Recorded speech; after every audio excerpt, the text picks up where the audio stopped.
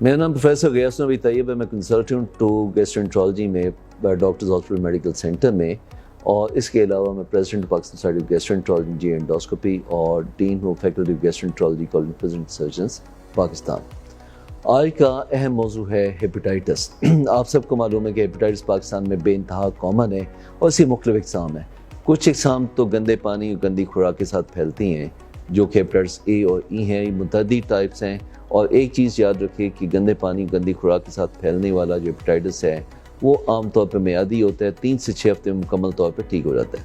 اس کے برعکس hepatitis be اور سی جو کہ پاکستان میں بے انتہا کامن ہے، اور اس حد تک کامن ہے کہ آپ کہہ سکتے ہیں کہ تقریباً پاکستان کی 10% آبادی میں ہیپیٹائٹس بی اور سی کی شرح موجود ہے، یعنی ہر 10 میں ایک بندے کو ہیپیٹائٹس بی اور سی ہے.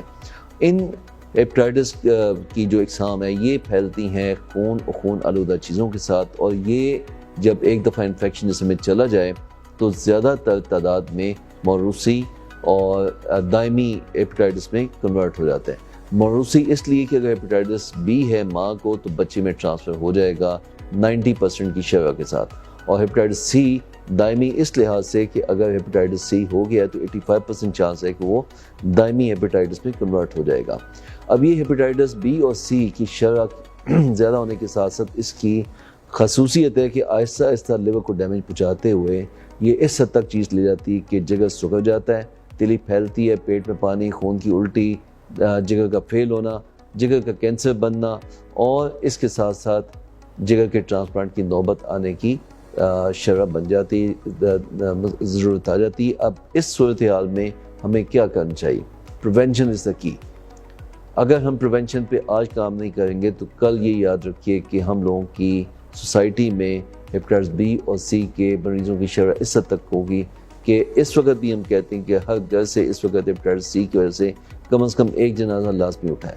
تو آنے والے دنوں میں کیا ہم چاہتے ہیں کہ ہم لوگوں کی پاپولیشن، ہم لوگوں کی آبادی ہیپیٹائٹس سی کی وجہ سے مر رہی ہو؟ تو جواب ہے نہیں. اور پریونشن کے لیے کیا چیز ہے کہ ہمیں پتہ ہونا چاہیے کہ پھیلتا کیسے اور اس سے بچاؤ کیسے ممکن ہے. ہیپیٹائٹس اے اور ای اگر ہم اپنا پانی صاف رکھیں، اپنا کھانا پینا صاف رکھیں تو چانسز ہے کہ ہیپیٹائٹس اے اور ای نہیں پھیلے گا. اس کے علاوہ ان کے خلاف مؤثر ویکسین بھی اویلیبل ہے. اب میری جو مین توجہ وہ ہے ہیپیٹائٹس بی اور سی جو کہ دائمی ٹائپ کی ہیپیٹائٹس سی ہے.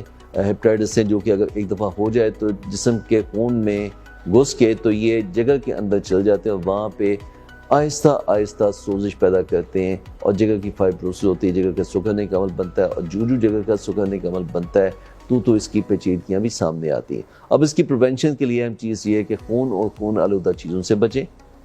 آپ بلا وجہ ٹیکے مت لگوائیں. ایک چیز دیکھنے میں ملتی ہے کہ لوگ طاقت کے نام پہ، اینٹی بائیوٹک کے نام پہ اور دوسری وجوہات کی وجہ سے ٹیکے لگواتے ہیں. اب وہ لگاتے تو ظاہر بات ہے ڈاکٹرز ہی ہیں، لیکن کیونکہ معاشرے میں ایکسیپٹنس ہے تو اس لیے ڈاکٹرز بھی ٹیکہ لگاتے ہیں. حالانکہ ٹیکہ لگانا بذات خود ایک ایسا عمل ہے جو کہ بہت ہی کم چاہیے ہوتا ہے، اور بلا وجہ ٹیکہ مت لگوائیں. اسی طرح انتقال خون، جب تک خون کی سیفٹی انشورڈ نہ ہو انتقال خون نہیں ہونا چاہیے. بے شک وہ تو اس میں انتقال خون میں ایکسٹرا ٹیسٹ کرنے کی وجہ سے مہنگا پانی کیوں نہ آ جائے.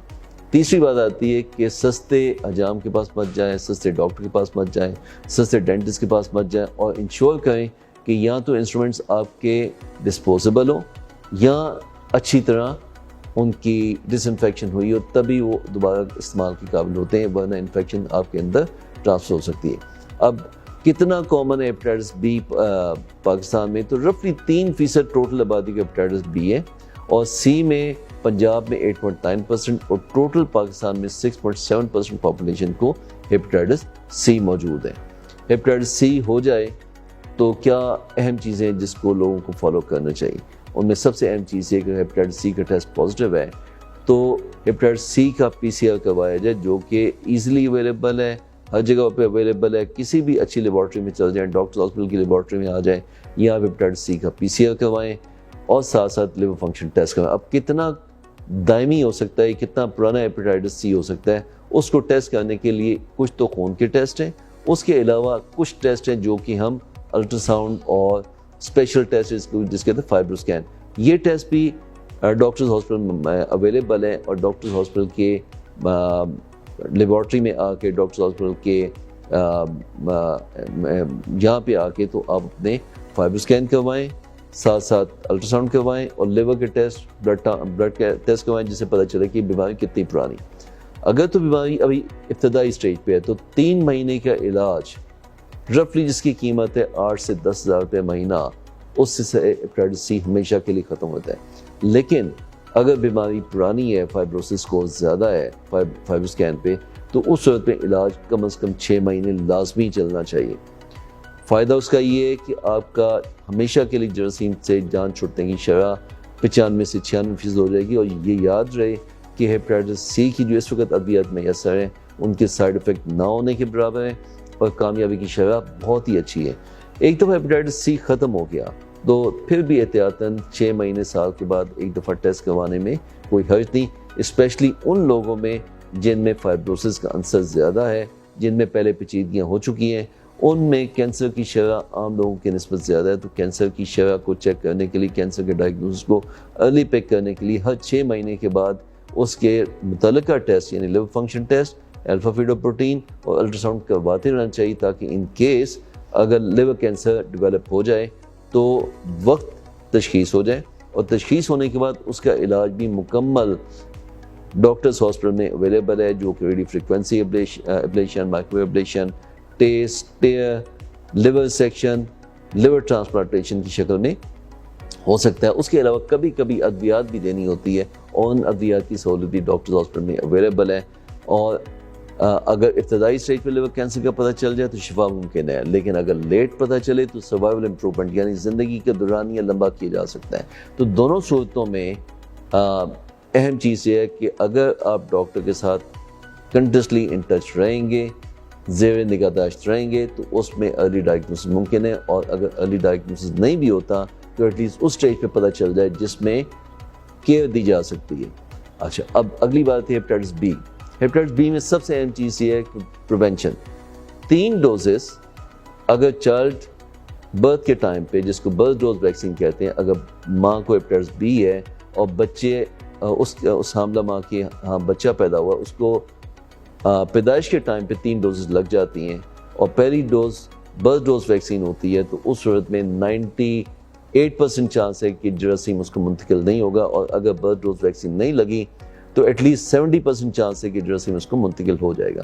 اگر آپ کو ہیپیٹائٹس بی ہے اور جراثیم جسم میں ایکٹیو ہے، پی سی آر پہ آپ کے ڈی این اے پازیٹیو ہے، یا لیور پہ نظر آ رہا ہے کہ اس میں پیچیدگیاں ہیں، تو اس صورت میں سمپل سی ایک دوائی ہے جو کہ آپ نے متواتر لیتے جانا ہے۔ دوبارہ میں یہاں پہ بتاتا جاؤں کہ ہیپیٹائٹس بی کے متعلقہ جو دوائی ہے وہ بھی بہت مؤثر ہے، اور سائیڈ ایفیکٹس نہ ہونے کے برابر ہیں۔ صرف ایک چیز اس میں اہم ہے کہ دوائی آپ نے متواتر لینی ہے، لگاتار لینی، ساری زندگی لینی۔ اگر آپ کے گھر میں کسی کو ہیپیٹائٹس بی اور سی ہے، یا پہلے کسی موقع پہ آپ نے آپریشن کروایا ہے، کہ پہلے کسی موقع پہ انتقال خون ہو چکا ہے، یا پچھلے 1 سال میں آپ نے کسی دندان ساز کے پاس رابطہ کیا ہے، یا کسی ایسی جگہ پہ آپ نے کوئی چھوٹی موٹی سرجری کروائی ہے جہاں پہ instruments up to the mark نہیں ہو سکتے، تو اس صورت میں بہت اہم ہے کہ آپ اپنا ہیپیٹائٹس بی اور سی کا ٹیسٹ کروائیں۔ اگر بی کا ٹیسٹ نیگیٹو ہے تو آج ہی اپنی ویکسینیشن کروائیے۔ 3 ڈوزز، پہلی ڈوز، مہینے بعد دوسری ڈوز، 6 مہینے تیسری ڈوز، سائیڈ ایفیکٹس کوئی نہیں ہے۔ لوگوں نے کووڈ کے زمانے میں یا باقی کوئی بھی ویکسین کے ٹائم پہ لوگوں نے اپنے ذہن میں بٹھایا کہ شاید ویکسینز کے سائیڈ ایفیکٹس ہوتے ہیں، لیکن کچھ ویکسینز ہیں جن کے سائیڈ ایفیکٹس نہ ہونے کے برابر ہیں۔ ہیپیٹائٹس بی کی ویکسین ایسی کہ جس کے سائیڈ ایفیکٹس نہ ہونے کے برابر ہیں، تو اس سے گھبرائیے مت، اپنے ٹائم سے ویکسین کروائیں۔